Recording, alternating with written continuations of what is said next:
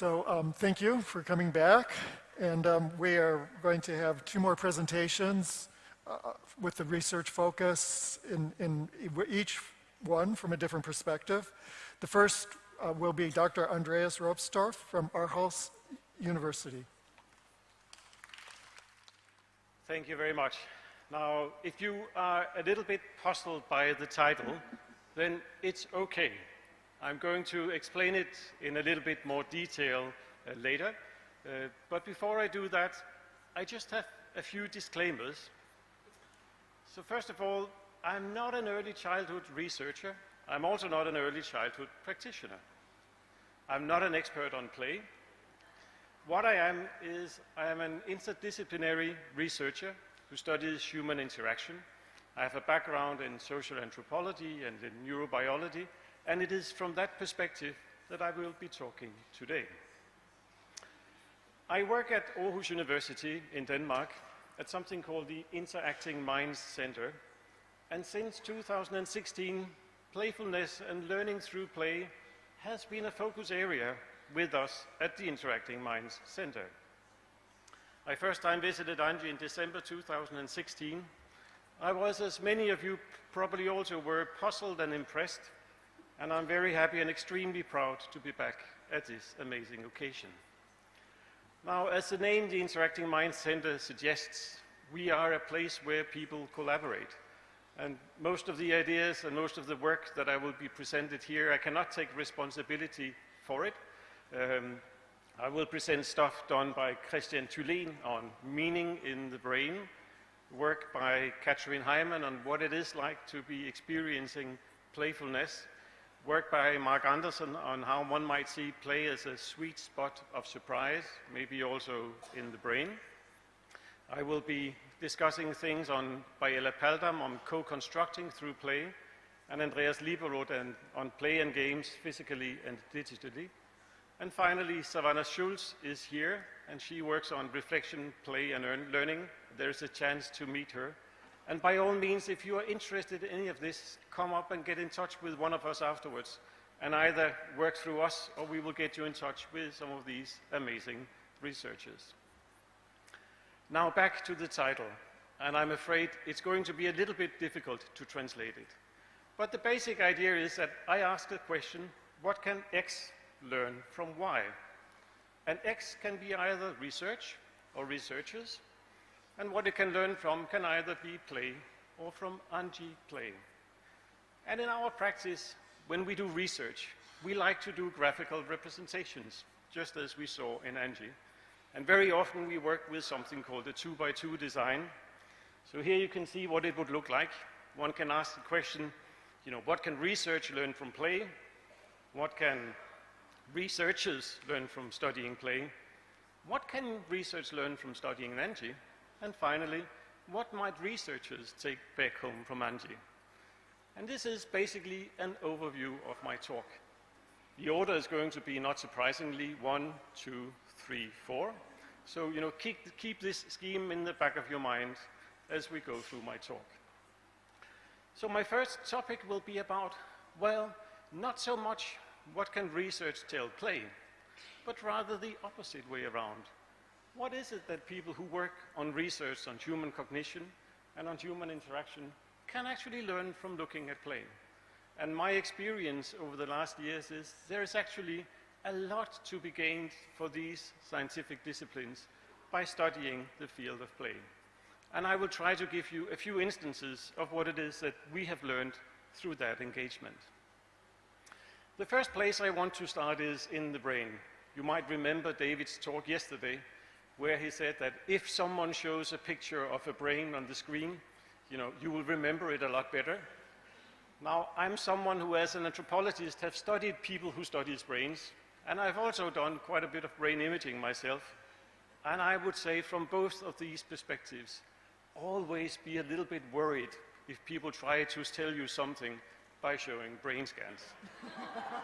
Because, we actually know an awful lot about human cognition, about psychology, about child development, and we know very little about brains. So it's kind of a strange idea that you want to use a brain that we know little about to explain something we know a lot about. But bear this in mind. The first study I will present to you was kind of a playful study.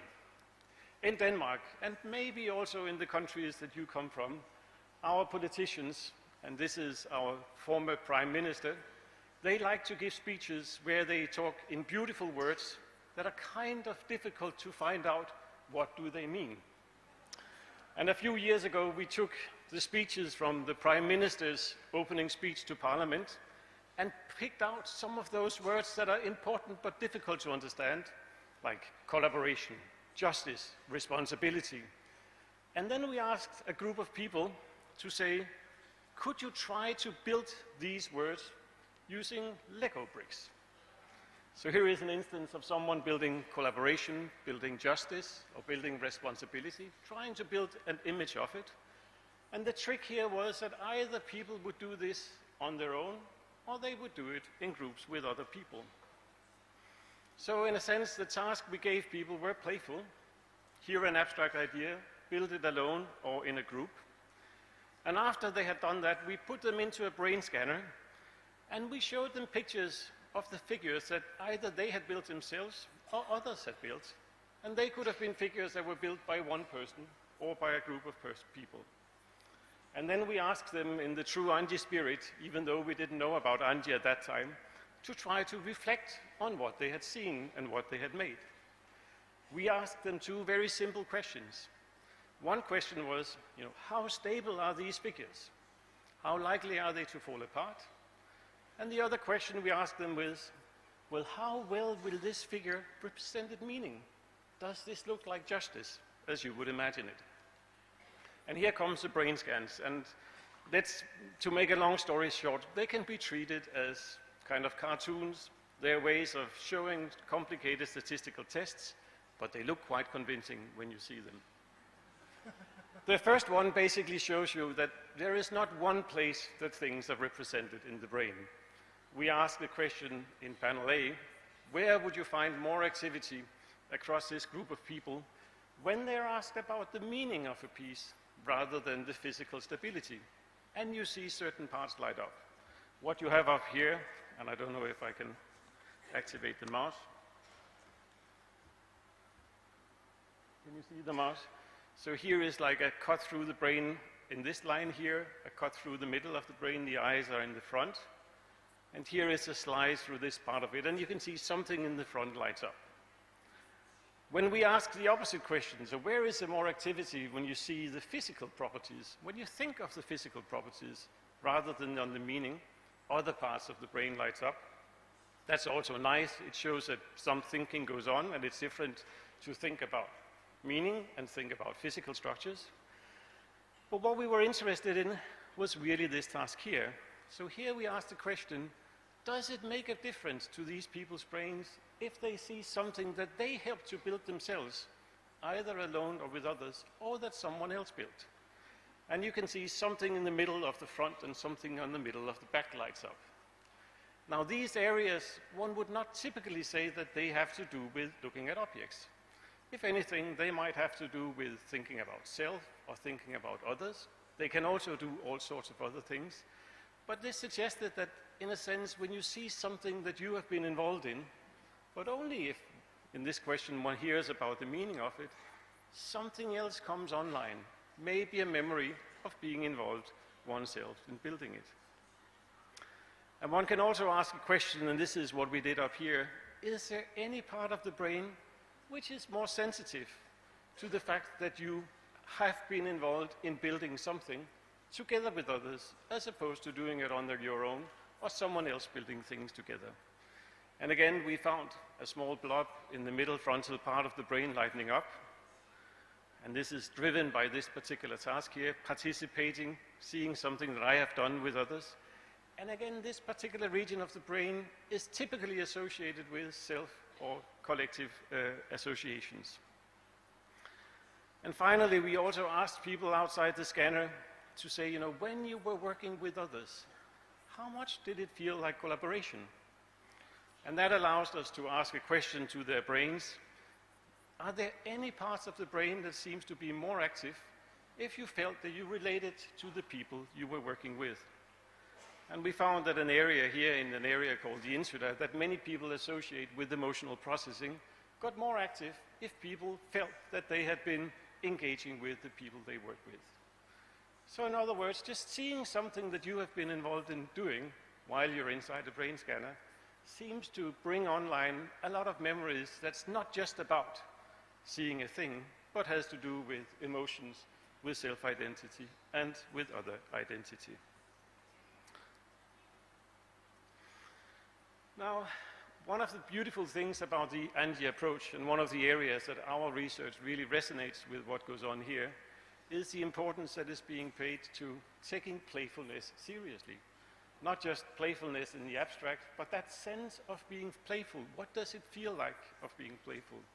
And we heard from Ms. Chung earlier how asking teachers to try to reflect on what it was like to be playing as a child was a critical part for them to figure out that actually what was going on in the schools at that time had nothing to do with what they could recognize as playfulness.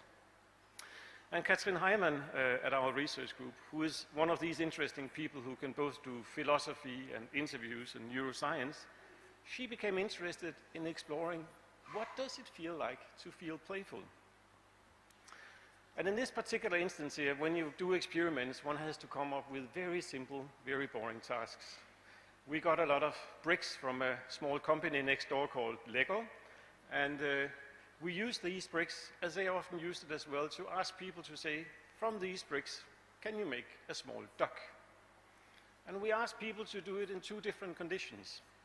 In one condition, we said, try to make 5 ducks in a work-like way. It should feel like work doing it.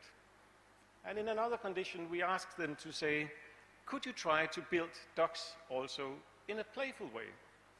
And it turned out a little bit like the teachers that Mrs. Chung worked with, that just asking the question, can you try to do it playfully, get people into a different mode. And Katrin then asked some very detailed questions using a very detailed way of asking about experiences in order to figure out, well, what did it feel like when they were playful?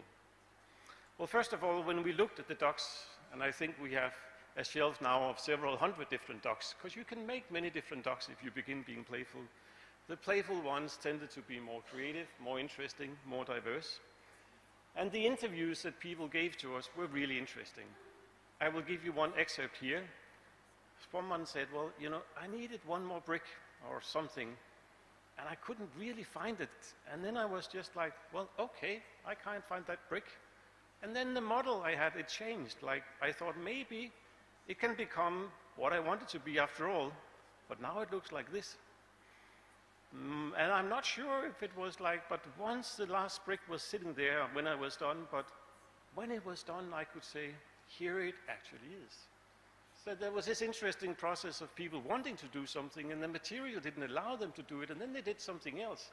And suddenly they created something that was a duck, but very different from the duck that they had imagined. And when we looked across the many different interviews, and Katrin did a very thorough work in trying to tease it out, it turned out that a lot of people described what we call the creative spiral of playfulness. Well, first of all, they say that being playful seemed to start out with having few constraints, or experiencing there being few constraints. And that allowed them to explore the material. And in this instance, the material was just these 5 or 6 bricks that they can do much more with than they thought they could. And as they were doing it, they got hooked on that kind of exploration. And we could see all the words that psychologists would associate with intrinsic motivation. You do it because it feels right to do it, not because a teacher or a boss tells you to do it. And what happened then was that very often they described how they became surprised by the outcome. They had done something that they had not anticipated that they would be able to do, and that made them feel great. They felt, I can do much more than I felt in the first place, and they would immediately then go out and try to explore the material even further and feel even more motivated, and that created kind of a very interesting spiral there, where you can say this feeling of playfulness was resonated into a very particular way of exploring the material, being surprised by the material and by one's own actions, and then in turn producing something that looked very differently from what had been imagined. And yet again, this has nothing to do, this is not children's playfulness. It's basically adults just playing with what would it be like to be playful.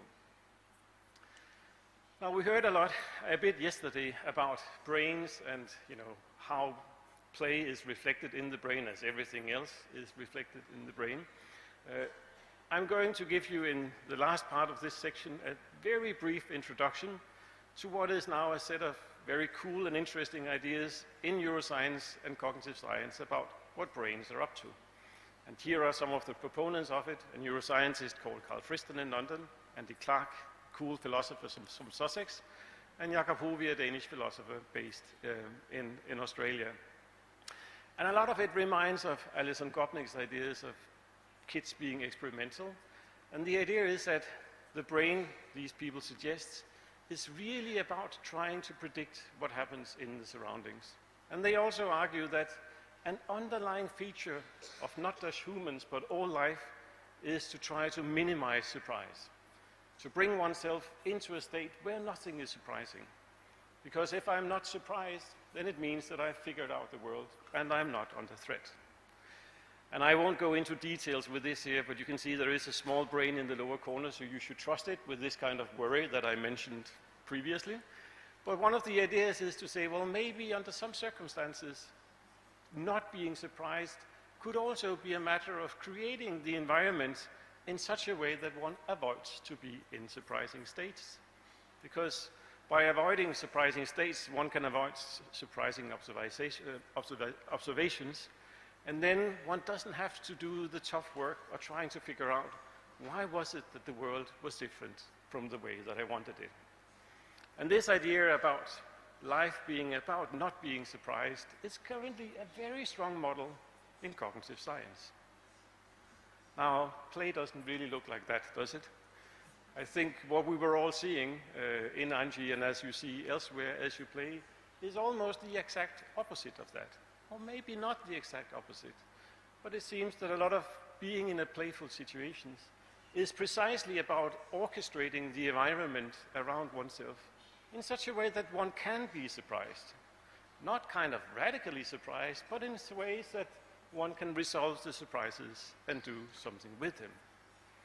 And my good colleague Mark Anderson has just proposed the idea to say, well, maybe if we are to think about play in relationship to these ideas about surprise minimization, then play becomes a very interesting corrective or addition to these ideas, because play seems not to be about minimizing surprises.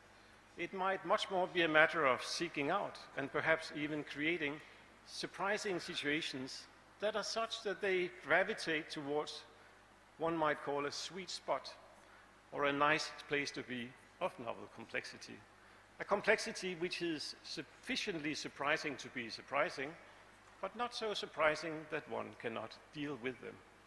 And again, if we think about the lessons we have learned from Angie about what it is that work for the children in setting up these environments, then part of it seems precisely to be all those kind of hingy parts that can be put together in such a way that every child is able to create an environment for themselves that is surprising and risky, but not too surprising and not too risky. So this would be not so much active inference, but much more a matter of actively generating surprises and working with them. So to bring us back to this lower corner here, which is about what is it then that one as a researcher coming from cognitive science, neuroscience, anthropology, etc., can learn from studying play? Well, at least our experiences has been that there is something about understanding the importance of experience that comes out very clearly the moment that one looks at play. And play might also be an area that can allow one to rethink, well, what is it actually brains might be up to when they go about doing things in the world? And this is, of course, in a way the opposite move from saying, if you see a brain scan, trust it. One could almost say, well, if it has been tested out, your theory, with relation to play, then you might begin to trust it.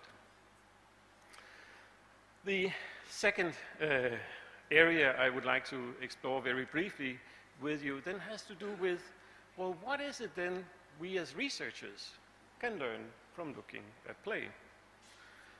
And a lot of play, a lot of being a researcher is about, so to say, walking out into the world in a way that feels confident and that feels self-assured, believing that the ideas and the tools that one has with oneself is able to deal with those situations. Well, what we have found quite often in our group is at the moment that we turn our powerful tools that works in the laboratory to study controlled settings onto play, they actually don't work very well. We have a hard time trying to grasp the kind of phenomenon we're looking at, and there is the experience that if we are trying to control it such that we can measure it, then actually the thing that we were interested in studying, namely play, simply dissipates and disappears through our fingers. And we are trying to come up with novel methods, like the interview method that I described previously, or other ways of documenting, in order to try to help us to say, well, here is a phenomenon that's obviously interesting, but it's also quite fragile, and we need to rethink what it actually takes to study them. So for looking at that lower corner, we can say it seems not only to be a matter of play as something that challenges our theories and methods, we also need to rethink what is it actually to be a researcher, who is studying something that goes on in the world. How is it possible to study something without killing it? And certainly for play, you don't want to do this. And how could one actually not just talk the talk of being interested in play, but also walking the walk? Is it possible to do playful research on play? And what would that entail? And can it be done in such a way that we still can see ourselves in the mirror and pretend to be, at times, ducks that are moving kind of confidently striding into the world, if not knowing everything around us, then being able to create some interesting narratives about it. And we have actually seen this with a number of researchers in our group, that they come back after having been working with children who are running around in the woods and doing things, etc., working with eye trackers, working with physiological measurements, and saying, this is really interesting because it has made me rethink what is it that my tools are able to do. It's not stopping them from doing something, but it's really challenging them in very interesting ways. Now, I think these characteristics here, these are our experiences, but I hear them resonated also with other people who study play. And I think it also resonates a lot with the narratives we heard from people in Anji when they described what was it they were facing when they began to play seriously. That suddenly a lot of the methods that they knew to do pedagogy just didn't work any longer, and yet that was something they were interested in. But we are also in a very particular place. We are in Anji, and in the last couple of slides and boxes, I would like to explore a little bit, well, what might we then think about or take back from Anji, both in terms of the research questions that it opens and in terms of the research we're interested in. But let's start by looking at Anji and research. So first of all, kind of a very small, almost ethnographic observation, and that is that probably the most important early childhood education tradition from the 20th century, Reggio Emilia, was named not after a person, not after an approach, but after a place. Just as Anji is named after a place, the Anji County. At Aarhus University, we had some visits from people in Reggio Emilia 2 weeks ago. They sent their regards. And what was very interesting in hearing about their story was that they said the Reggio Emilia approach really grew out, not just of one individual, but of a community. And the community is a small city, by Italian standards, a city-state in northern Italy, who were facing how do we keep on living after the Second World War with the fascism that has been around, and how do we prepare the children that are around us to be able to live and to negotiate in the world that they're living in. And they kept insisting that the Reggio Emilia approach was not just about children.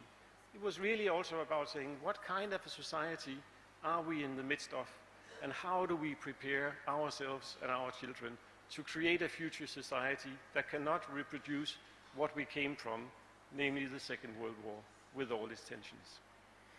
I think it's a very interesting just observation again that the Anji approach also is something that takes its name for a place. It's not a major city, it's not a capital like Reggio Emilia isn't. It comes from rural China, but it's still time, it seems, to draw on something, some of the issues and some of the things that resonates with, I guess, making sense of what is it like to be in China in the early 21st century. Which kind of skills is it that one would like to see one's children to have? How can one think of embedding them, and how do they move about? I don't speak Chinese, I don't know enough of the details to tell any kind of coherent story to it. But that kind of parallel between these two places, and the fact that they grow out of particular times and particular places, I think calls for some very interesting research to be looked at.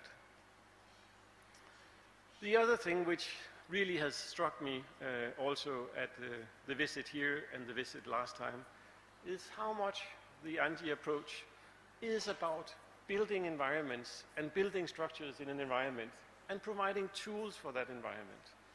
And at first, of course, it's very easy to think of these tailor-made things like the ladders. You know, these are part of creating an environment.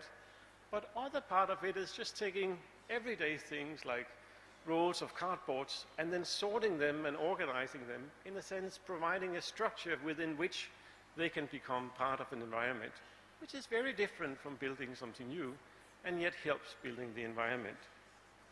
And then it's also very clear and beautiful how that environment is also an environment of people.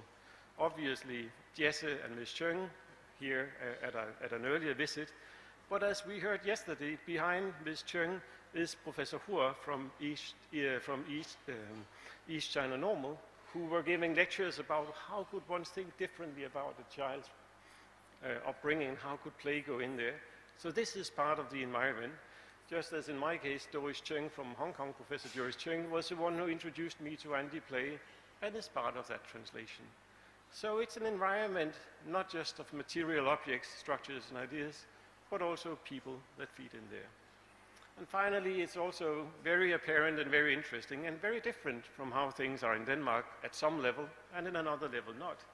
How it's also part of a societal structure with a police station at the front, with very kind of formal ways of having the bearing institutions of the society be present in that kind of everyday activities that unfold at any kindergarten, such as when kids are being brought in and taken back again. And it has been very interesting and inspiring to hear that, in a sense, the people from Anji seems to be concerned about and working at all of these levels at the same time in trying to say, well, what is it actually like to create an environment? And some of these things can travel easily, and other things do not travel easily. Some of them are bound to particular places, and others, like the ladders, can probably pop up at Aarhus or in Madison and be taking on the same function.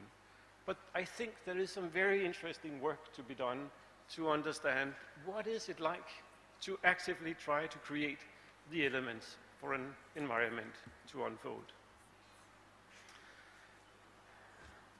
I think what's really, really beautiful in many of the experiences, and we heard about that already, has to do with the basic approach of, so to say, letting go of control and letting play do its work and allowing for kids to co-construct. And in the first instances, of course, one would think of these co-constructions as being a matter of building physical structures or building tables for shops, as we see here. But as you can see in that upper right corner here, and this is an incident from the playground yesterday, there is also co-constructions of emotions. The two boys were having a row with each other, and the girl came in and somehow managed to find a way in which they all got out of it with emotions that were different from previously. It's also about co-constructing risks, and you can see I think it was an American standing looking at it thinking, you know, is this okay or is it not okay that kids in that way play with risk here? The kids seems to be doing fine, some of them tumbled over. And finally, there are also these instances of co-constructing ideas about what could become in life. Here are these kids here, one taking the pulse of the other, playing, I guess, a game of doctors. It's unrelated, I think, to the scene of the kids falling down on the slides here. It happened to be next door. It could have been a rolling story, but I don't think that it was. But there seems to me to be a very powerful element in what I've seen in Anji, in that strong idea to say, well, let's play do its work and allow for those co-constructions to happen.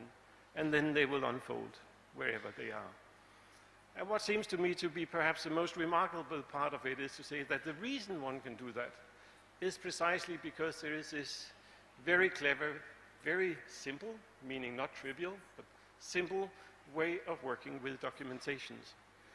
So the upper picture here is one that I took on the playground because I found it interesting, two kids throwing balls at each other. Here is a child creating a documentation of a play scene, not the one, and it just turned out that when we went to the setting of discussing the play activity, that the teacher had picked up on the same activity and superimposed on each other her photo of that play scene with a child's picture of what that play scene had been about, in order to create these kind of very interesting discussions about what's at stake here, what is this about? And again here, these discussions can go in all these directions. It can be about, the physical structures that one is exploring in the world, but it could equally well be a matter of what is it like to be coming up with ideas to each other? Did you trust each other? How did you come up with solutions? I noticed, I think, a strong difference to what it would be like in a Danish kindergarten. There, kids at that age here, I think, would be very much concerned about what were the other thinking, and not so much about the physical world. But there is no reason why you couldn't unfold both of these sets of discussions, both in a Danish and in a Chinese context. So, focusing on, well, what is it then that research, as I see it, can learn not just from looking at play, but from looking at Angie in particular. Well, that is that these practices are someone that are situated. They're not just randomly free-floating. They grow out of a particular time, a particular space, and a particular culture.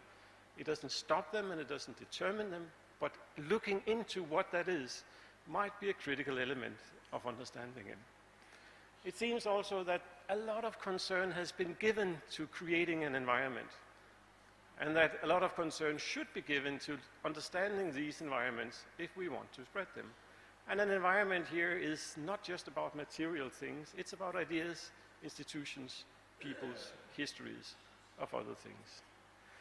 It's an environment, I think, for co-constructing, and that co-construction is both about designs, it's about knowledge, and it's also about experiences. And I think the primary lesson that I bring back with me is, well, try to let play do its thing, and then do some really proper and careful documentation. But the whole issue about what is it like to document is, for us at the Interacting Mind Center, something that we are really interested in exploring with others, not just in relation to play, but also to many other projects that we work on. And this leaves me then with the final box that, from my enigmatic title, that I would like to explore, namely, what can one as a researcher bring back from Angie?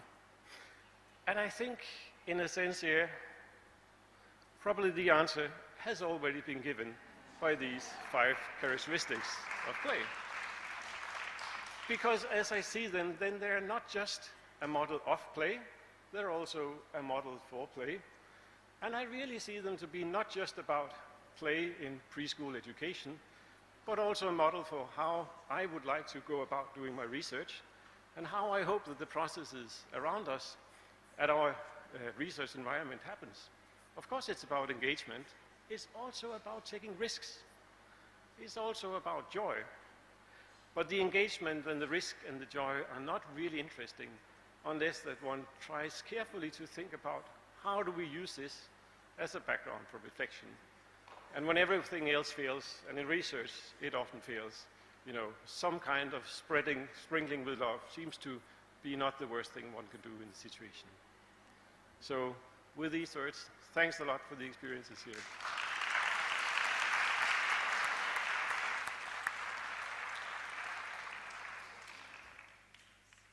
Thank you, Andreas.